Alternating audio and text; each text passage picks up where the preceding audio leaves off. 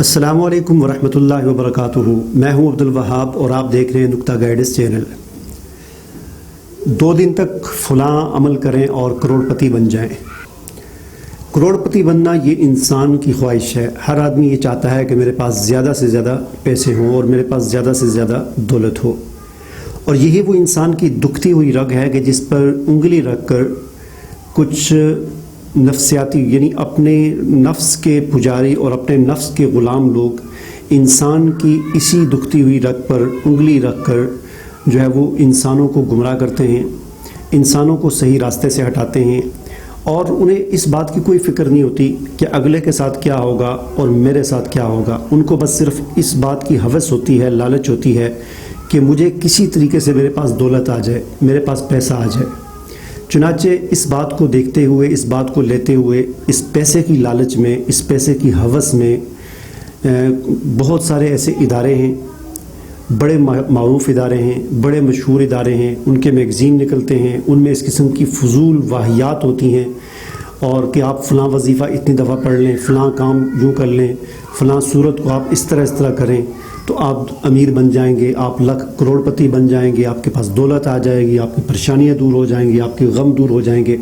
اور پھر اس سے بڑھ کر یہ کہ یوٹیوب پر اس قسم کے بے شمار چینل بن چکے ہیں، اور ان چینلز کو چلانے والے پتہ نہیں خود نماز بھی پڑھتے ہیں یا نہیں، خود ان کا دین کے معاملے میں کیا عمل ہے، لیکن دولت کی ہوس میں، دولت کی لالچ میں، تاکہ زیادہ سے زیادہ ویڈیوز ان کی وائرل ہوں، اور اس کی لالچ میں آ کر وہ لوگ اس قسم کی رات کو سوچتے ہیں باتیں، اور پھر اس پر ایک ویڈیو بنا دیتے ہیں کہ فلاں کام آپ یوں کریں، فلاں صورت کو بوتل میں بند کر کے کچن میں رکھ دیں تو اتنے کروڑ روپے آ جائیں گے، فلاں صورت کو یوں کر لیں۔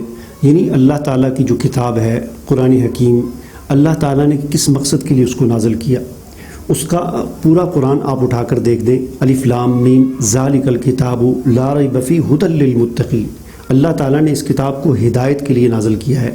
شہر رمضان الذی انزل فیہ القرآن ھدی للناس، رمضان کا مہینہ وہ ہے کہ جس میں قرآن نازل ہوا، یعنی رمضان کی فضیلت قرآن کی وجہ سے ہے، اور قرآن کیا ہے؟ ھدی للناس۔ تو اللہ تعالیٰ قرآن کا تعارف یہ کروا رہے ہیں کہ قرآن انسانوں کے لیے، متقین کے لیے، مومنین کے لیے ہدایت ہے۔ لیکن کچھ نفس کے پجاری، کچھ پیسے کے لالچی لوگ ایسے ہیں کہ جو، اور یہ آج سے نہیں ہے، شروع سے ہیں، ہمیشہ سے ہیں، اور آج بھی ہیں، بے شمار ایسے لوگ ہیں کہ جو پیسے کی لالچ میں اپنی طرف سے باتیں سوچتے رہتے ہیں کہ یوں صورت کو یوں کر لیں، فلاں صورت کو یہ کر لیں، فلاں صورت کو، فلاں آیت کو اتنی دفعہ پڑھ لیں تو یہ ہو جائے گا، وہ ہو جائے گا، اور پھر اس طریقے سے وہ لوگوں کو لوٹ رہے ہیں۔ لوگ کروڑ پتی بنتے ہیں، نہیں بنتے، لاکھ پتی بنتے ہیں، لیکن وہ بن جاتے ہیں لاکھ پتی، اس طرح کروڑ پتی۔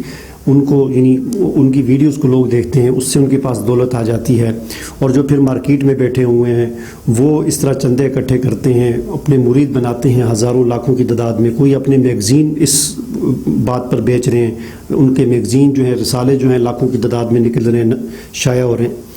تو اس حوالے سے بس اتنی بات آپ سے عرض کرنی تھی کہ اللہ تعالیٰ نے، آپ یہ سوچیں کہ اللہ نے قرآن کس لیے نازل کیا؟ کیا اللہ تعالیٰ نے قرآن اس لیے نازل کیا کہ آپ فلاں صورت کو اتنی بار پڑھیں تو آپ کروڑ پتی بن جائیں گے؟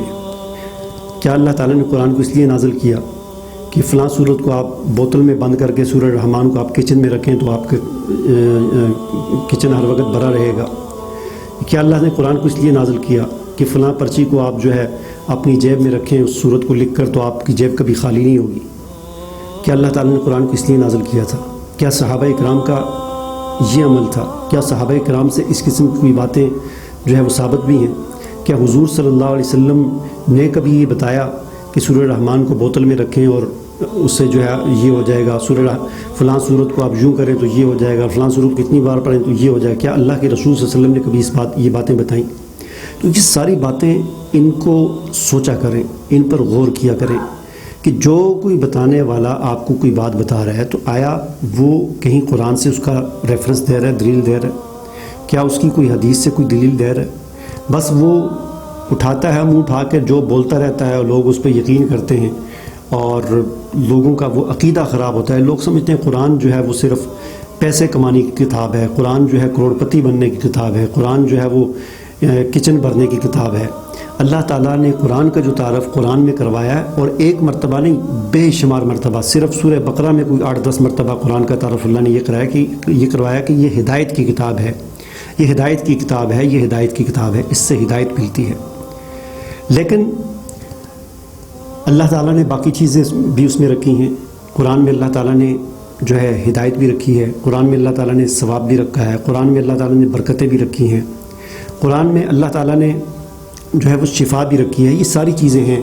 لیکن یہ اس طرح نہیں ہے کہ جس طرح آپ کو بتایا جاتا ہے، کہ آپ پھر عام لوگ یہ سمجھتے ہیں، عوام یہ سمجھتی ہے کہ قرآن ہے ہی اس کام کے لیے۔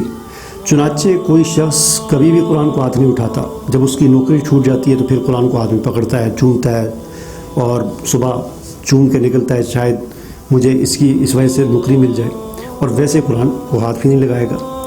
حالانکہ قرآن اس بات کی کتاب نہیں ہے۔ اللہ تعالیٰ نے قرآن کو 23 سال کے عرصے میں تھوڑا تھوڑا کر کے حضور اکرم صلی اللہ علیہ وسلم پر نازل کیا، اور قرآن کے ہر آیت کسی خاص موقع پر نازل ہوئی، ہر سورت کسی خاص موقع پر نازل ہوئی۔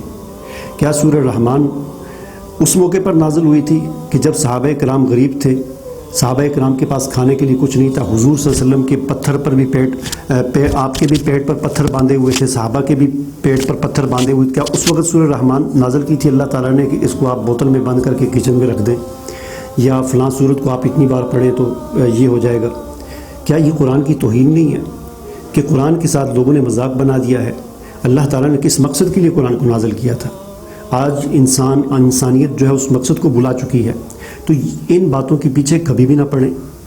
اللہ تعالیٰ نے قرآن حکیم ہر انسان جو ہے نا اپنا رزق ساتھ لے کر آتا ہے۔ جب آدمی اپنی ماں کی پیٹ میں 4 مہینے کا ہوتا ہے تو اس وقت اس کا رزق لکھ دیا جاتا ہے، اس کی عمر لکھ دی جاتی ہے، اور اس کا نیک بخت ہونا اور بدبخت ہونا لکھ دیا جاتا ہے۔ لہٰذا آپ دنیا میں آ کر جتنے مرضی کلابے مار دیں، آپ زمین آسمان اوپر کر دیں، آپ کو رزق وہی ملے گا جو اللہ تعالیٰ نے آپ کے مقدر میں لکھ دیا ہے۔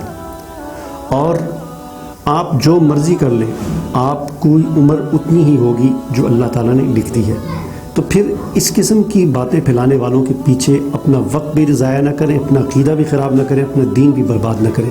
اللہ تعالیٰ سے بس دعا ہی کی جا سکتی ہے کہ اللہ تعالیٰ ان لوگوں کو ہدایت دے کہ جو پیسے کی لالچ میں، دولت کی لالچ میں آ کر فضول باتیں، واہیات قرآن کی طرف نسبت کرتے ہوئے، کیا ان کو اس بات سے ڈر نہیں لگتا کہ ایک وقت آئے گا جب قرآن کی مار ان پر پڑے گی، اور قرآن کی مار ان پر پڑے گی، اور دنیا میں بھی جو ہے تباہ و برباد ہوں گے، اور آخرت میں بھی اللہ تعالیٰ ان کو ذلیل خوار کرے گا۔ اللہ تعالیٰ سے دعا ہے کہ اللہ تعالیٰ ہمیں ہدایت نصیب فرمائے اور قرآن کو سمجھ کر پڑھنے کی توفیق عطا فرمائے۔ مجھے اجازت دیجیے، اللہ حافظ۔